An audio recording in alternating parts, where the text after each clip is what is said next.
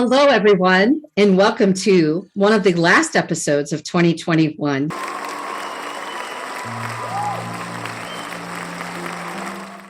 with my friend, Alycia Houston. I am Christina DiArcangelo, for those of you that don't already know me. But let's welcome my dear friend, who I have been friends and colleagues with, I'm dating us now, since 2005. And today we're going to talk about corporate bullying. But before we begin that discussion, which we're very excited to talk about today, I would like to officially introduce you to Alycia Houston. Alycia, please tell everybody about yourself, what you're doing now, and what are you doing in 2022? I can't even talk, 2022. That's okay, because I think we've all lost like a year or two with everything that's been going on. So I fully understand and I relate to that. So first, thank you so much for having me. It is such a beautiful space to be in when you can create relationships in one dimension or one area, and then it just continues to cross-pollinate, in your life and contribute to you. So thank you for the opportunity to be here, and thank you just for what you're bringing forward into this world. So as the amazing DiArc, I will refer to her as DiArc because that is just, I love who you are as DiArc. As she said, my name is Alycia Houston, and we have known each other, as she said, since 2005. And since that time, we have both iterated ourselves, and it is such a beautiful space to grow. And so now what I am doing is I help and support organizations in intentionally creating a culture that is about psychological safety, equity, inclusivity, and growing who they contribute to in the world.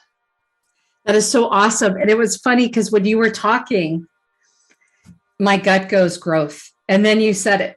I was like, oh my God.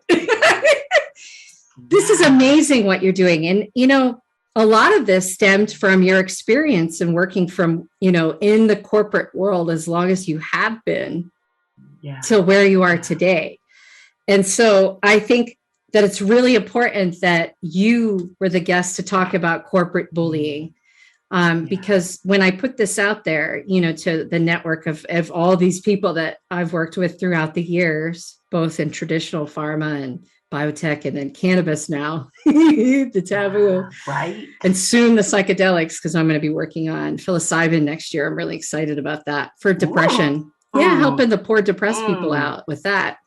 I thought, you know what, it's time to talk about corporate bullying because I had an instance happen to me.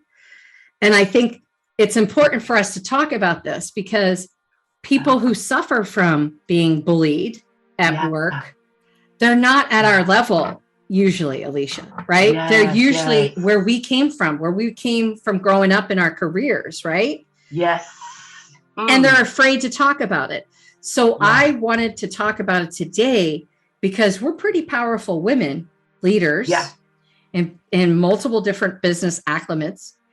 And I think that if we got bullied, and people still try, it's important to share our experiences so other people know how to kind of fix it for themselves so that they don't, because you know what, nowadays with the climate that we're in, people become bullied. I worry about the other part, the mental health part, the anxiety, the depression, not leaving your house stuff.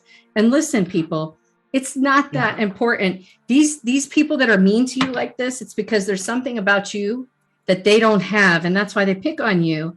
And it's not that serious. Don't let that impact you as a human. Feel bad about yourself that you can't get out of bed.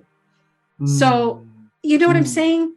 I do. And I appreciate that you're bringing light to this because we've even seen in the news where people have been bullied in large organizations. We don't even need to say names, that they're very well known, where there have been lawsuits brought forth because, to your point, the safety and the well-being, it has affected their well-being. It has affected their belief and their trust in self. It has affected them feeling safe at work. And so when you are a person, as you said, that high level leadership role, where do you go? Who do you turn to? When do you tell yourself enough is enough? And how do you manage and mitigate that space when you can't just say, I quit, right? You don't have the luxury to just say, I quit, because you may not have the means to move on in that in that space of just in that moment. Right. Yeah. So important to have this discussion. Right. Because that you're absolutely right, because we don't know where people are within their personal lives. And the people that are bullying those people don't care where they're at. There's just something about them they don't like, or maybe they're afraid of them because maybe they know too much information in their role. Maybe they've seen something, like the whistleblower stuff, like the big investigation that's going on right now that is happening, that's in the biotech industry right now with that young woman CEO. And I'm not going to go into any further, but this is whistleblowing activity that goes on, right? Because you see things and you know it's wrong and you have to speak up. So how do we make sure that people continue to speak up without worry, right, Alycia? That is such a beautiful, that's really real, right? How do we make sure that we as leaders and organizations are providing avenues where where voices can be heard when there are injustices, where there are atrocities, where things are happening, and in that provision that we provide, that we are allowing to those that we have been entrusted to lead, because leadership is a gift and a privilege, not a right. And so how do we do that? And so that is why I work with organizations who are forward thinking, but because Christina, as you and I both know, there are some organizations who do not want to change that. They like what they like. They like to have it dominating with the iron fist. But we're here to speak to those who are conscious, who are aware, who want to operate in intentionality, who want to grow. So just to answer your question, one thing I would say is you have to create a space of safety where there is some type of anonymity, just like, if needed, where these discussions, where these atrocities are happening and where they are actually being discussed, that we don't have to say who's brought it to the attention, because it really doesn't matter. No, people need to be made aware, and they need to be investigated with the same veracity as you would if someone was stealing from your company. Absolutely. I agree with you 100% there. And I think also, if you're in a leadership position and you're the one who's seeing this stuff and it's a problem, I always say, like, if it hits you in the gut, it's probably not a good idea. It's probably there's something wrong. Okay. Something's happened, and you've got to listen to that, right? When your instincts tell you, oops, this looks bad. It probably is bad. And in a leadership role, when this stuff happens and you're the only person standing there, raising your hand saying, hey, we've got a problem. We've got to fix these things, because if we don't, here's the residual effect of not fixing these things. Right. You've got to stand firm in what you believe in and speak up. And even though you might lose your position because of it, because they figure out some creative way to change their business needs to wind you down or whatever they come up with over there. You've got to remember that you're doing right. And you can't back down from what's right or wrong. I'm sorry. And that's where we fall down in this country, and even elsewhere outside of the US, is that people don't stand up for really what they believe in. There's that herd mentality. The wavering. And you are right with that level. What I'm hearing and what I am equating that to is morals and values. We have a set of values, and we have a responsibility to adhere to those, because if we look at society, if we look at life, if we look at history, change has not come from people just operating within the herd, right? Change comes from people having a willingness and willing to be ridiculed Because Mm-hmm. quite honestly, that is a possibility. Mm-hmm. I know you have, I have lost a leadership position because I was not willing to keep my mouth closed. I was not willing to allow people to be mistreated. And I was not willing to allow bullying in the workplace. And because of that, I was invited to leave. And I'm so grateful for that opportunity, but it was because I stood for justice. And when you have that value, that moral, that compass that just creates a space of discomfort in your gut, like you said, I personally believe, so this is Alycia speaking, that you have no other choice. You've got to stand up. That's right. And I also believe that the universe will create opportunities for something better to come along. That's right. But you will feel pain, right? That's you right. will feel discomfort. It's uncomfortable. Yes. And you know what else too? Don't think something's wrong with you. A lot of times, right? I don't know if you felt like this, but I know I felt like this, like, maybe I shouldn't have said it that way. Or maybe I should have just have let it go because maybe it's not such a big deal. Maybe I made it more of a big deal in my head than it was really. And that's not the case, because if it feels wrong, it smells wrong, and it tastes wrong, wrong, then it's wrong. Okay. So like, go with it. Like, don't stop yourself. Like, sit back, observe, right? And see okay, is this my imagination or is this really happening? Because sometimes some of the things you see, you're like, this can't be happening. Is this really happening? What the hell is this? Right? Yes. And so you're like, no. This isn't happening. Right? So you've got to believe that what you see is really true. And don't be worried about it. Like Alycia said, things come back to you. Things always will come back to you. She and I have both been in situations. We're telling you guys all today. It's not been rainbows and chocolates and bubbles. Ooh. Okay. No. There's been some bad times that have happened because we stood up for what we believed in. And at that time, it was uncomfortable and it made us question ourselves. But at the end of the day, here we are today talking to you all about it, because it's not fair to be treated that way. It's not fair to be bullied. And what the hell is wrong with people? Like, why are you doing that? It goes back to like when you go back to elementary school, with my kids, he's only going to be 9. And I see this stuff at school and I say to him, Christian, you're going to have bullies your whole life, unfortunately. It's not going to end in school. Mama gets bullied and she's in a leadership role. It still happens where people are trying to do stuff. But she's got to stand in your own conviction and stand up for yourself, because your voice is all you have. And that is your truth. I love that. It is so real. And I love how you relate, because I do the same for my children. School is truly a visual picture of what life is going to continue to be. It doesn't stop just because you become adults. People become adult bullies as well. And I have to go back to, I love what you said when you were saying, sometimes we don't want to believe what we see. Ask yourself the question, right? Ask yourself the question. That's what I would invite you to do as you're trying to make a decision, or if you're in an precarious situation that you're trying to manage and maneuver. Ask yourself the question, is this going to matter in 6 months from now?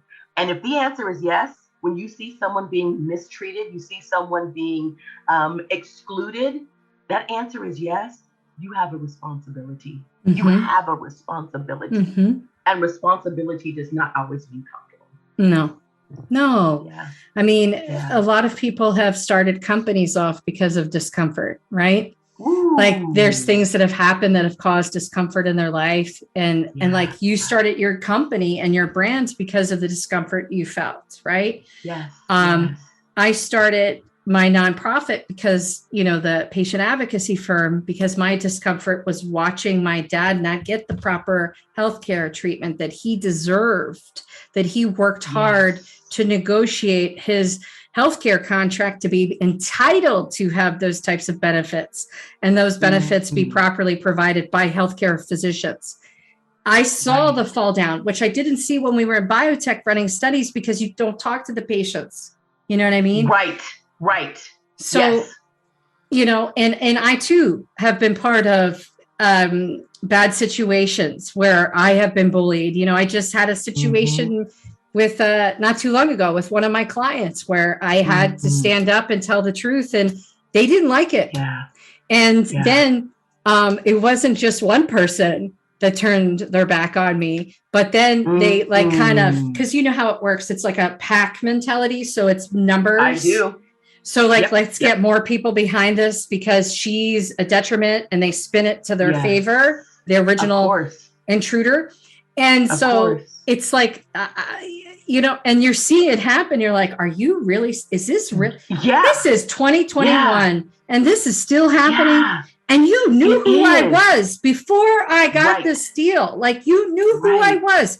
You knew my brand. You knew everything about me. I am an open book. You know, my dad was a laborer. He was a union guy. You expect me to sit quietly watching people get screwed over when my dad fought for people's rights? No. That's right. I can't. And you fight for people's rights. I mean, I'm looking right behind you right now. Affinity Patient Advocacy. Yep. You are an advocate. We are advocates by nature. That's right. And so it goes against our grain when we see people being mistreated. And I would invite others who find themselves in a situation where they're trying to be pulled into something to ask themselves questions, to really say, is this what I stand for? Is this what my legacy is about? Is this what would my children be proud of me? Would my parents be proud of me? Would my ancestors be proud of me if they saw me right now? Like, you have to start standing for something. We've got to stop going with the pack. Yeah. And one of the things I remember when I went to paralegal school, like a long time ago, I was really young when I did that. But I remember I remember them teaching me in school. Remember, how you act at work and how you interact with your colleagues and coworkers is a reflection on yourself. And remember, you wouldn't want an article in front of the newspaper about what it is that you've done, whether it's an email that you sent that was inappropriate, whether it's something you said verbally in a meeting and it got recorded and people are now upset about it. Do you want that in the front page of the Inquirer? Because I'm in Philly, so the Philadelphia Inquirer. No, you don't want that. And so that's something that I was 19, Alycia, when I remember, I still remember. And I always tell my teams this, like, listen. Integrity is number one. Okay. We cannot do anything that's not right. And all of my companies are patient facing companies. Safety and efficacy and integrity are that's it. That's the common thread for who we are. It's not about the bottom line. It's not about profits. It's about taking care of people. And you can't forget that. Like, I just gave my marketing team because we're moving a lot, like we're moving fast, and it's the commercial company that I'm responsible for the transdermal stuff. And I said, listen, guys, we're moving fast. Okay. Fast. And we're pivoting. But just remember, we're here to help the patients. That's our number one priority, is to help these people. So I'm saying all this because you've got to remember why you're here. Whatever job you're doing, you were here to do a certain job. You're here to do whatever it is that you were signed up to do. That's with integrity, purpose. Yes. It's not to do things wrong illegally. And it's not to pick on people. No. And I have to bring attention to what you are establishing, the culture. You are leading and demonstrating, right? You're not just saying it.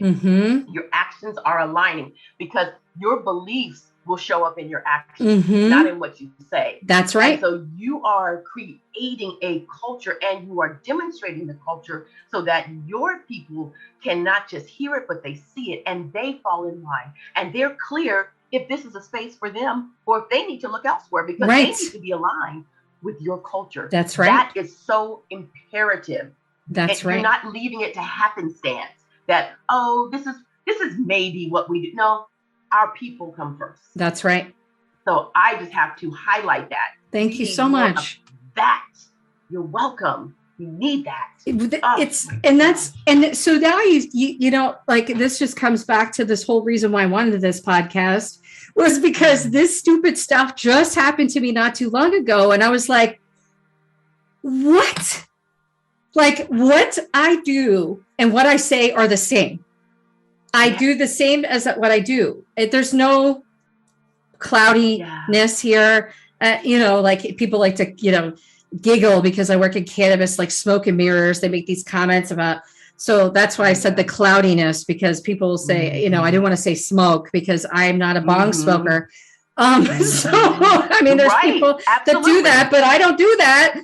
So that's why I'm careful about my word choice now. But, you know, there's no cloudiness. It's clear. This picture is clear.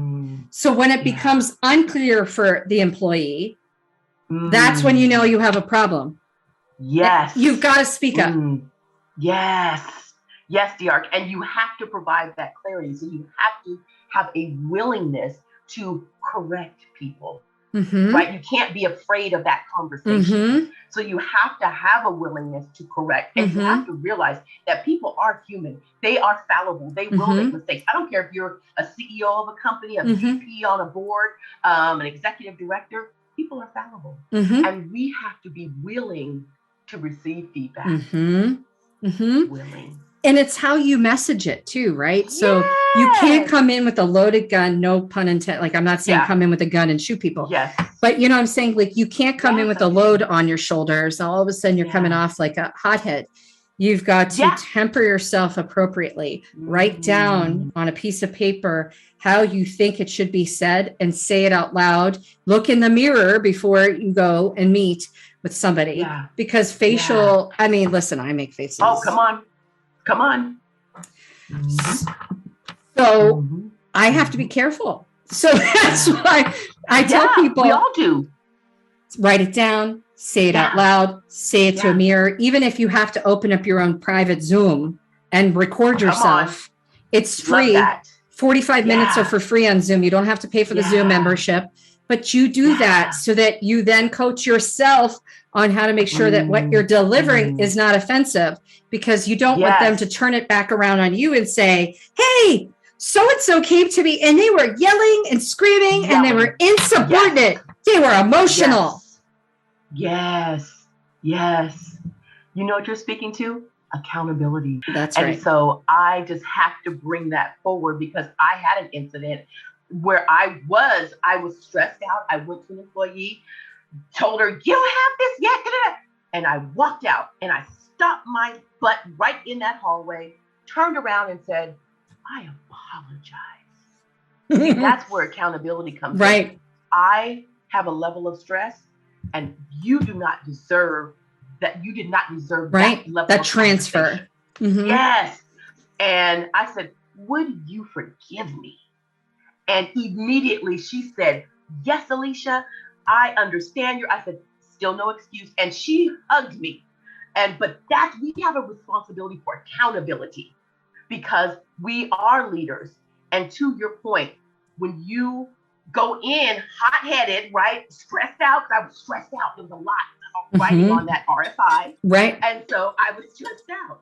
But I have a responsibility to manage my own emotions. That's what emotional intelligence is. That's right. She can't manage me. That's right. That's right. That's right. So, my friend, we could talk about this forever. Oh, yes. And we'll have to have another session of this, because, you know, we're here to help people. So if there's ever a chance that somebody has a need, they could reach out to you or I for, you know, like, we're not perfect. We don't know everything, but we know certain things that might be able to give you some helpful tips. And we're here to support people. And also it's important, like we were talking about before we got on today, people aren't alone. They're not alone. No. And if you feel upset about something and you don't have a way to be able to call like a HR person who you feel trusted that you could talk to, then there's other people you can reach out to that will hold your confidence and kind of help you the best they can with the situation. Right. So I just wanted to make sure that we talked about that for a minute, just so people don't feel alone, because don't feel alone, because we've all been through it, and we might be able to help you, if you have some questions. Yeah, for sure. Because that is a space where you can spiral if you feel like you're operating in a silo. Mm-hmm. And to your point, that is not what we want people to feel. So yes, there are opportunities for advocacy, for support. My organization does that. We help executives and people in different roles to manage, right, and to maneuver and walk through those sticky places. So we all have different gifts, and it's because of our own experiences that we can lend a hand. That's right. That's right. Like, look at the toolbox you've built for your company that you're able to offer with your team of people to help other organizations never go through what the company went through that you had worked with, or some of the companies that I've worked with that could have done a better job. That part. We're not being mean. We're just saying you could do a better job. So clearly Frank agrees with this topic of conversation because he just went off. Normally he doesn't do that. I love it. I'm sorry. This is life. I'm so sorry. Life. He was pissed. We're living life. Yeah. I'm like, what are you doing? What are you doing, buddy? I love that because this is the life we're in right now. We are in a space where some people may be hybrid, they may be working from home completely. So it is a gift to be invited into people's homes. Yes. And so you have to look at that, right? That's a positive. So when we do have the doorbell ring because FedEx comes or UPS comes or Amazon. Yeah, Amazon. We just have to, or the kid runs through, right? Yes. This is the beauty of humanness. This is the beauty of having invitations into people's homes. Yes, that's so beautiful. Thank you. It's like, you're welcome. And it's like, thank you for sharing Frank with us. He would take the whole darn chair over if I let him. He thinks he's the star of this CD podcast. You go, Frank. I love it. Thank you so much for that. And thank you so much for joining me today and sharing some of this with everyone, and some really helpful, I feel, very helpful tips for people, but also sharing the fact that people are not alone and that you have the resources and tools to help people. So people can reach out to you. How can they reach out to you? So my name is Alycia Houston, and it is Alycia Houston on LinkedIn. So please reach out to me on LinkedIn.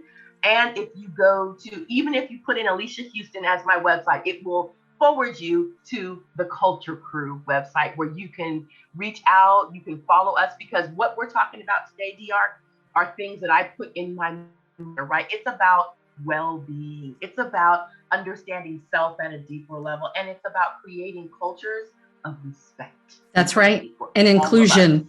Ooh, yes, baby. The inclusion part is so important. It's real. And also when the production team goes through the podcast episode, they will do hyperlinks to you directly from our podcast. So everybody will be able to click right there and connect with you directly from us. Perfect. That way they can find you, because I think you're really important for them to be able to find if they find themselves in this situation. You should be one of the first people they think to contact, because you've been there, done it, and you have ways to help them, not only navigate better, but to feel better, the soft touch, because that's needed. When you feel this is going on, you feel damaged, you just don't feel like you're doing whatever it is that you're supposed to be doing anymore, because they make you feel worthless, and that's not right. I love that. Damaged. You're so right. Oh my gosh. Thank you. Thank you. So with that said, we will come to an end for today. And as we always say at the end of every one of our podcasts, just remember, we are the same. I am Christina DiArcangelo. Thank you for joining us today.